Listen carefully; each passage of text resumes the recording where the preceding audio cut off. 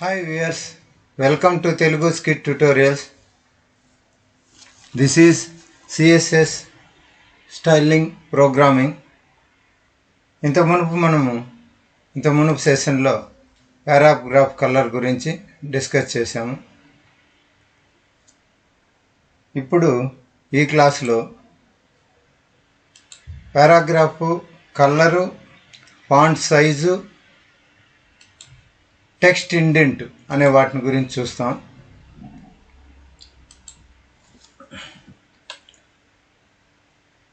P colour అనే programme ఇంత మునుపు చేశాము. ఇది ఆ ప్రోగ్రామ్.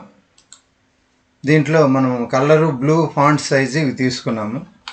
కానీ ఇప్పుడు అదే ప్రోగ్రామ్ నేను చేయదలుచుకోలేదు. ఎందుకంటే క్లియర్గా అర్థమయ్యే రీతిలో చెప్పాలని చెప్పనేసి అనుకుంటున్నాను. అందువల్ల అని చెప్పనేసి ఇది డాక్యుమెంటేషన్ కోసం సేవ్ చేశాను.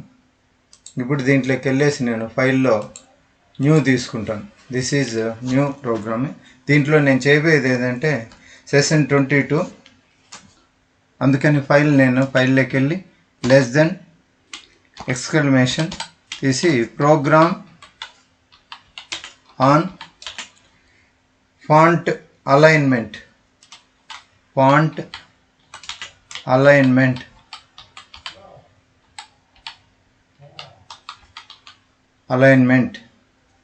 అనేసి తీసుకుంటున్నా. Greater than. ఇప్పుడు దీన్ని ఫస్ట్ నేను ఫైల్లోకి సేవ్ చేస్తాను. File, click save as. దీంట్లో క్లాస్ HTML ప్రోగ్రామ్స్లో కాదు, CSSలో నేను సేవ్ చేయాలి.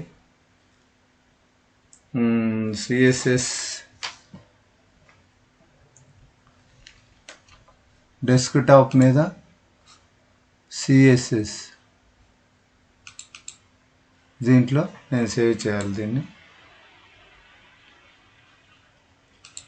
ఆల్ ఫైల్స్ అని తీసుకున్నామంటే దీంట్లో ఉన్న ఫైల్స్ అంతా తెలుస్తాయి. ఇప్పుడు డెస్క్టాప్లో నేను దీన్ని సేవ్ చేయాలి. ఏంటంటే ఫాంట్ అలైన్మెంట్, పారాగ్రాఫ్లోనే ఇది ఫాంట్ అలైన్మెంట్. ఇంత ముందు ప్రోగ్రాంలో మనం ఏమి ఇచ్చాము? పారాగ్రాఫ్ కలర్ ఇచ్చాము, ఫాంట్ సైజ్ ఇచ్చాము. ఇప్పుడు దీని పారాగ్రాఫ్కే అలైన్మెంట్ ఇస్తున్నాను. Font alignment F align GIN.html అని సేవ్ చేస్తున్నాను. అంటే పారాగ్రాఫ్ ఫాంట్ అలైన్మెంట్ అని పెడుతున్నా నేమ్. ఇక్కడ నేనేం చేస్తానంటే HTML అని తీసుకుంటున్నా, బేసిక్ ట్యాగ్స్. అదేవిధంగా హెడ్ తీసుకుంటున్నా. అదేవిధంగా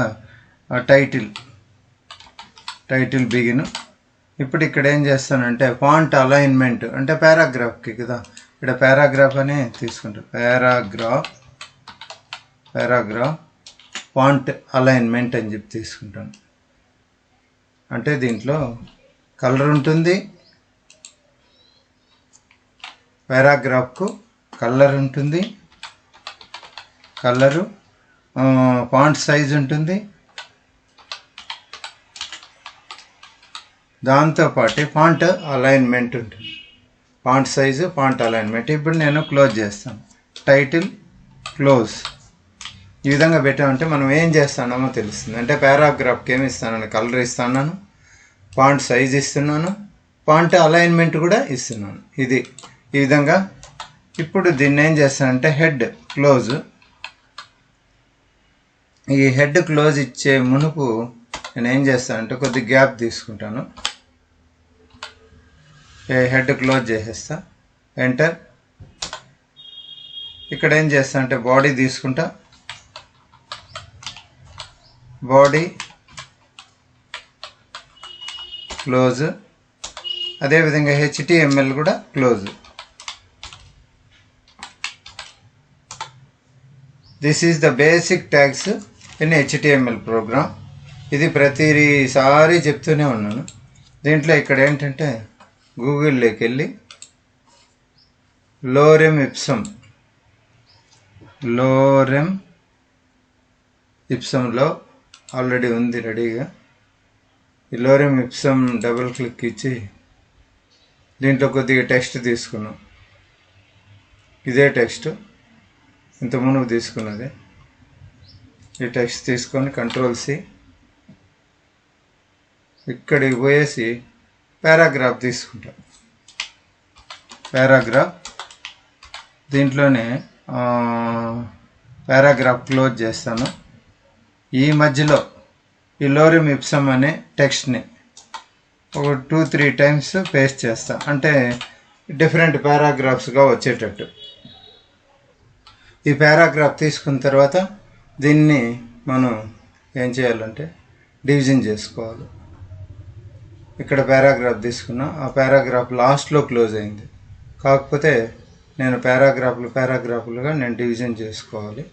మళ్ళీ ఇక్కడికి క్లోజ్ చేస్తాను. మళ్ళీ నేనేం చేస్తానంటే ఇక్కడి నుండి ఒకటి బిగిన్ చేస్తాను పారాగ్రాఫ్. 7 బిగిన్ అయిన పారాగ్రాఫ్ మళ్ళీ ఇక్కడ క్లోజ్ చేస్తాను. మళ్ళీ ఇక్కడ ఒక పారాగ్రాఫ్ బిగిన్ చేస్తా.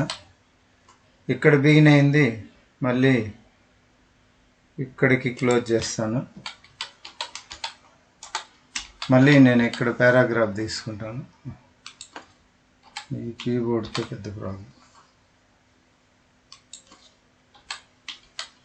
సో మళ్ళీ పారాగ్రాఫ్ ఇక్కడ తీసుకుంటా. 7 బిగిన్ అయిన పారాగ్రాఫ్ని లాస్ట్లో ఆల్రెడీ క్లోజ్ చేసిన Ctrl+S. దీన్ని మనం ఫైల్లోకి వెళ్ళి డెస్క్టాప్లో CSS ప్రోగ్రామ్స్లో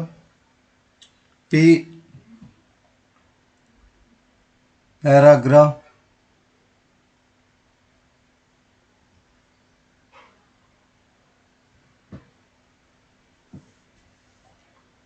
దీన్ని ఎక్కడ సేవ్ చేసినామో చూసుకోవాలి. PF అలైన్ అని చేసినాం, ఎక్కడ సేవ్ చేసామో చూస్తాం. డెస్క్టాప్లో PF align. Okay,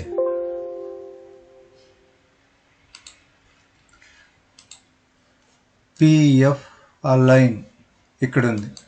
right click, open with, click Google chrome చేస్తే ఈ విధంగా పారాగ్రాఫ్స్ అనేటివి వచ్చాయి.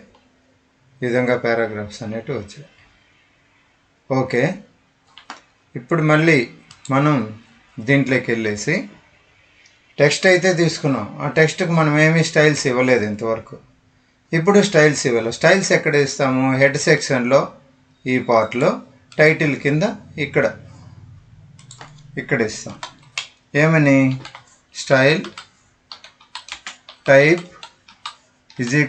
Double quotation TEXT text /CSS double quotation close bracket close. ఇక్కడ దాంతోపాటు నేను స్టైల్ క్లోజ్ చేసేస్తాను. స్టైల్ క్లోజ్ చేశాను.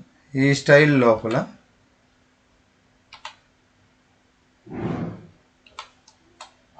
ఇక్కడ నేనేం చేస్తానంటే పారాగ్రాఫ్ తీసుకుంటా. అంటే P తీసుకొని bracket, flower bracket begin, flower bracket close.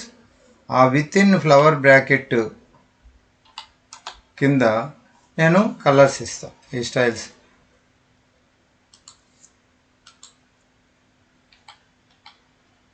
ఇక్కడ కలర్స్ అవి ఇస్తాను. సో ఫస్ట్ కలర్ కోలన్ ఏం తీసుకున్నా ఏదో ఒకటి మన ఇష్టం. Orange semicolon. నెక్స్ట్ ఇక్కడికి వచ్చి ఫాంట్ సైజ్ మామూలుగానే ఫాంట్ ఐఫన్ సైజు కోలను సైజ్ ఎంత ఇచ్చాము? 30 పిక్సెల్స్ ఇస్తాను. సెమీకోలన్. నెక్స్ట్ ఇప్పుడు ఈ టాపిక్లో ఈ ప్రోగ్రాంలో ఏమేమి కలర్ ఇచ్చాను, ఫాంట్ సైజ్ ఇచ్చాను. నెక్స్ట్ ఫాంట్ అలైన్మెంట్ ఇస్తాను. ఫాంట్ అలైన్మెంట్, అదే ఫాంట్ అలైన్మెంట్ టెక్స్ట్ అలైన్మెంట్ అని కూడా అంటారు దీన్ని. Paragraph font alignment. ఇక్కడ టెక్స్ట్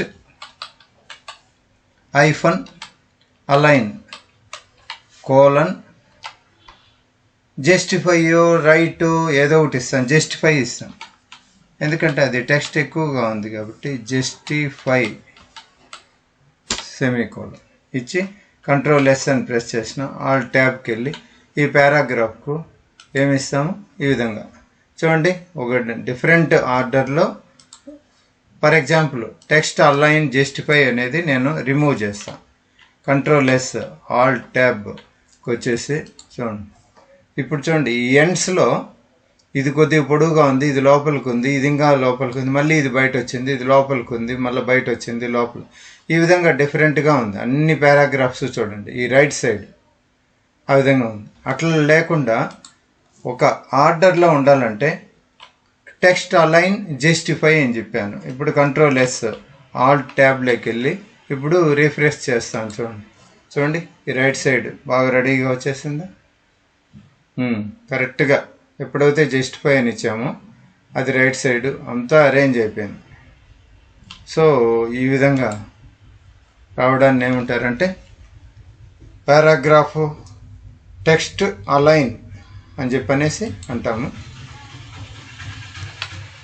ఇది నాకు డాక్యుమెంటేషన్ కోసం ఇది కావాలి. పారాగ్రాఫ్ ఫాంట్ సైజు అది అయిపోయింది. టెక్స్ట్ అలైన్ ఇక్కడికి వస్తే ఈ ప్లేస్లో ఆ పారాగ్రాఫ్ అనేది రావాలి, ఈ ప్రోగ్రామ్ అనేది రావాలి. సో ఈ క్లాస్కి ఇంతేనండి. Thank you for watching. Please subscribe.